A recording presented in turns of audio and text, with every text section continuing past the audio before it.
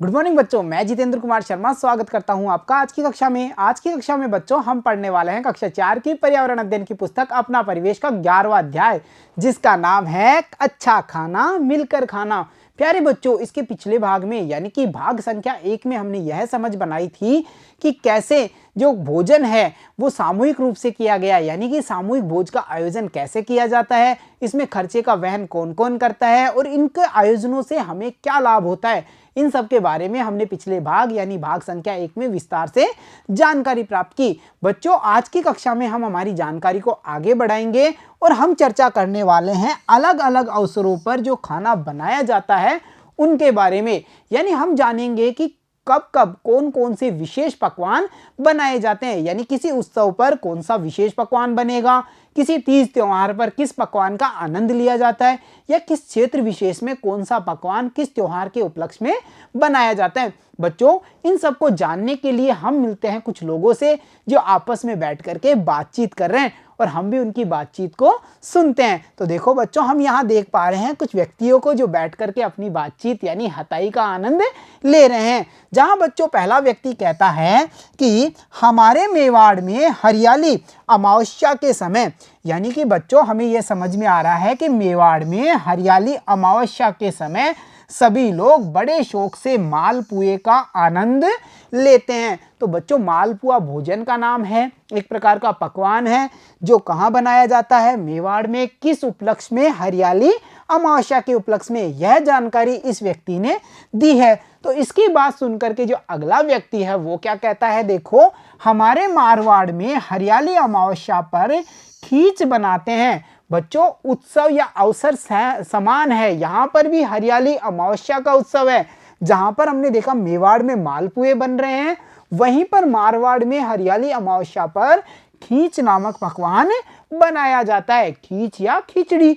बच्चों, वैसे ही देखो तीसरा व्यक्ति बोलता है इन्हीं दिनों जयपुर में श्रावण मास की तीज मनाई जाती है, इस अवसर पर रबड़ी के घेवर बहुत बनते हैं। तो देखा बच्चों, अलग अलग क्षेत्र विशेषों में जो बनाए जाने वाले उत्सव त्योहार हैं उनके अवसर पर अलग अलग पकवानों का आनंद लिया जाता है। जैसे हमने जाना मेवाड़ में हरियाली अमावस्या पर मालपुए बनाए जाएंगे, वैसे ही मारवाड़ में हमने देखा इसी अवसर पर खींच बनाया जाता है और इन्हीं दिनों जयपुर में श्रावण मास की तीज का आयोजन किया जाता है और इस अवसर पर रबड़ी के घेवर का आनंद लिया जाता है। बच्चों, हम क्या समझ पाए? हम ये समझ पाए कि अलग अलग अवसरों पर अलग अलग प्रकार के पकवान बनाए जाते हैं। तो चलो पाठ को आगे बढ़ाते हैं और जानकारी प्राप्त करते हैं इन पकवानों के बारे में।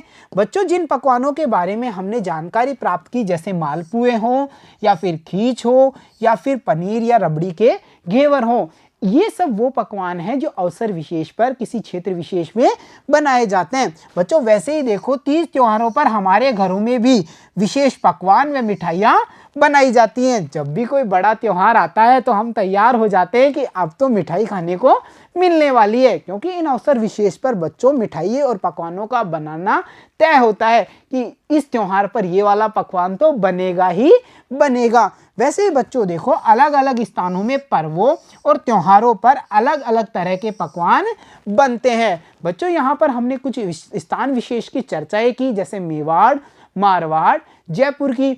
वैसे ही बच्चों कुछ आसान से प्रश्नों के माध्यम से हम और जानकारी प्राप्त करते हैं कुछ पकवानों के बारे में जो किसी विशेष अवसर पर बनाए जाते हैं। तो चलो बच्चों पता कीजिए और लिखिए शुरू करते हैं, जिसमें हमें नीचे बनी तालिका को अपनी कॉपी में बना करके भरना है। और बच्चों, ये रही वो तालिका। इस तालिका में हमें क्या करना है, एक और पर्व व उत्सवों के नाम लिखने हैं और जिनके सामने हमें यह पता चलेगा कि इन अवसरों पर कौन कौन से विशिष्ट भोजन बनाए जाते हैं। उदाहरण के लिए देखो बच्चों, जैसे गणगौर के आयोजन पर घेवर बनाए जाते हैं। वैसे ही बच्चों हमसे पूछा है कि स्कूल में बूंदी के लड्डू बट रहे हैं, तो बताइए ये कौन सा उत्सव, पर्व या जयंती का अवसर है।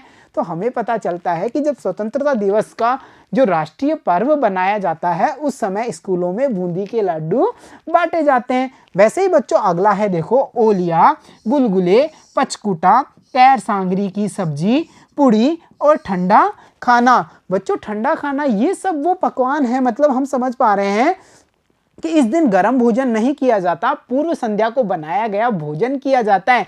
तो बच्चों यहाँ पर हम जान पा रहे हैं शीतलाष्टमी के बारे में। इस अवसर पर, इस व्रत या त्योहार के अवसर पर ओलिया, गुलगुले या पचकुटा, कैर सांगरी की सब्जी, पूड़ी और ठंडा भोजन किया जाता है। तो हमने यहाँ जाना शीतलाष्टमी के बारे में। वैसे ही बच्चों जो सेवइयाँ हैं उनका निर्माण या उनको कब बनाया जाता है?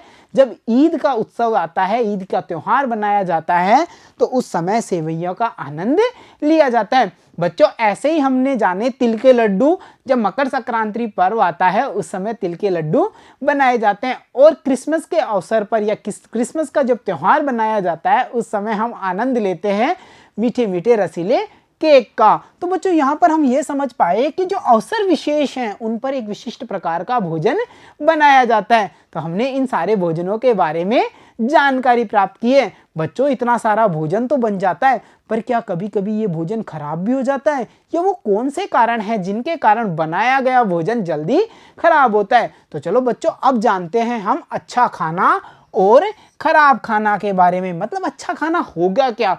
अच्छा खाना वह खाना होगा जिसमें हमें सारे पौष्टिक तत्व मिलेंगे, एक संतुलित आहार होगा। खराब खाना वो होगा जिसे बनाते समय किसी प्रकार की साफ सफाई नहीं रखी गई है, उचित सामग्री का प्रयोग नहीं किया गया है, जो भोजन का स्तर है उसे निम्न रखा गया है, उसमें घटिया क्वालिटी की सामग्री का उपयोग किया गया है, उसे हम कह सकते हैं कि वो खाना खराब है। देखो बच्चों कई बार गर्मियों में हमारे घरों में बना हुआ खाना खराब हो जाता है, और इसके बारे में बच्चों हमने पिछले अध्यायों में चर्चा भी की थी कि भोजन किन किन कारणों से जल्दी खराब होता है। इसमें एक विशेष कारण होता है गर्मी। जब गर्मी अधिक पड़ती है तो बना हुआ भोजन कम समय तक ही चल पाता है। बच्चों कभी कभी बड़े आयोजनों में बना खाना भी खराब हो जाता है, तब खराब हुए खाने को खाने से बीमार न हो इसलिए फेंकना भी पड़ता है। होता है ना, कई बार काफ़ी मात्रा में खाना बन जाता है, उतने लोग आयोजनों में आ नहीं पाते और वो भोजन 1 या 2 दिन के बाद में खराब हो जाता है। इस भोजन का उपयोग कोई ना कर पाए, कोई बीमार ना हो जाए, इसलिए इसे हमें फेंकना पड़ता है। तो देखा बच्चों हमने जाना ना, खराब भोजन हो जाने पर हमें कौन सी प्रक्रिया अपनानी है, उसे फेंक दिया जाता है। बच्चों हमने यह तो जाना कि अच्छा भोजन और खराब भोजन होगा क्या, परंतु इस पर आधारित और ज्ञान को प्राप्त करें तो चलो कुछ आसान से प्रश्नों के माध्यम से हमारे ज्ञान को बढ़ाते हैं। सोचिए और बताइए में। देखो बच्चों हमसे पूछा है खाना क्यों खराब होता होगा। बच्चों जैसा कि हम जानते हैं कि अत्यधिक गर्मी के कारण खाना खराब हो जाता है या भोजन का जो उचित प्रबंधन नहीं किया गया है। जैसे हम जानते हैं कि फ्रिज में उसको ठंडे स्थान पर रख करके हम कुछ समय के लिए भोजन को बचा सकते हैं। अगर हमने ये सारे प्रबंध नहीं किए हैं तो जो हमारा भोजन है वो कैसा हो जाएगा? खराब हो जाएगा। वैसे ही बच्चों अगले प्रश्न में हमसे पूछा है खाना खराब न हो इसके लिए आयोजकों को क्या करना चाहिए। बड़ा समारोह है, जो आयोजन करता है उन्हें ऐसे कौन से उपाय अपनाने हैं कि भोजन खराब ना हो। तो देखो सबसे बड़ा उपाय तो ये होता है कि हमें यह पता होना चाहिए कि आयोजन में कितने व्यक्ति आने वाले हैं, हमें उनकी आवश्यकता के अनुसार ही भोजन बनाना है। साथ ही साथ हमें इस बात का विशेष ध्यान रखना है कि जो पकवानों की संख्या है वो सीमित हो। अगर ज़्यादा मात्रा में पकवान बनाए जाएंगे तो व्यक्ति झूठ भी काफ़ी छोड़ेंगे और उन पूरे पकवानों का आनंद भी नहीं ले सकते। इसके अलावा बच्चों उसका जो प्रबंधन है वो भी हमें उचित प्रकार से करना चाहिए। ऐसी सामग्री का निर्माण करना चाहिए जिससे कि भोजन 2 या 3 दिन चल पाए। जैसे हमने जाना था आलू की जो सब्जी है वो हम तेल में बनाते हैं तो वो 2 या 3 दिन चलती है।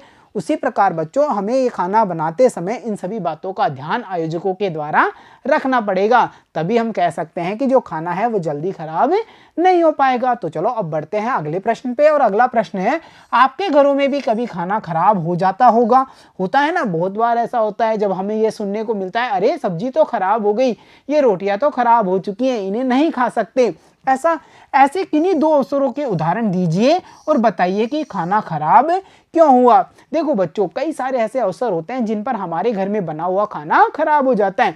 हमें यहाँ पर 2 अवसरों के नाम बताने हैं और वो खाना क्यों खराब हुआ ये कारण भी बताना है। तो देखो बच्चों उदाहरण के लिए जैसे मैं बताता हूँ, जब हमारे घर में कोई त्योहार का आयोजन किया जाता है या कोई शादी जैसा माहौल होता है तो काफ़ी मात्रा में भोजन बना दिया जाता है, उतने व्यक्ति आते नहीं हैं और रही इस कारण जो बचा हुआ भोजन है वो खराब हो जाता है। उसी प्रकार बच्चों जो अधिक गर्मी पड़ती है उसके कारण भी कई बार भोजन खराब हो जाता है, या बारिश के दिनों में हम भोजन का उचित प्रबंध नहीं करते हैं, उसे ढक कर के नहीं रखते, उसे उचित स्थान पर नहीं रखते जहाँ पर नमी कम हो, तो भी भोजन खराब हो जाता है। तो इसी प्रकार बच्चों आप भी पता करेंगे इन 2 अवसरों के बारे में जब आपके घर में खाना खराब हुआ था, और उनके बारे में आपको यहाँ पर लिखना है। तो चलो अब बढ़ते हैं अगले प्रश्न पे। अगला प्रश्न है, रोटी में फफूंद आ जाती है जिससे उसके खराब होने का पता चलता है। जब हम देखते हैं कि रोटी के ऊपर फफूंद आ चुकी है तो हम समझ जाते हैं कि ये रोटी अब खाने लायक नहीं है, और ये जो है जो प्रदूषित हो चुकी है या ये खराब हो चुकी है।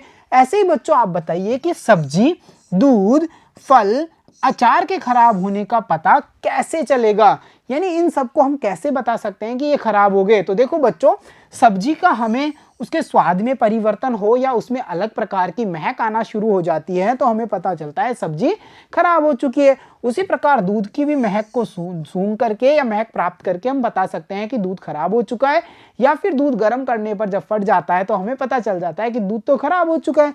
इसके अलावा बच्चों, फलों पर कई जो उनका रंग होता है वो परिवर्तित होने लग जाता है।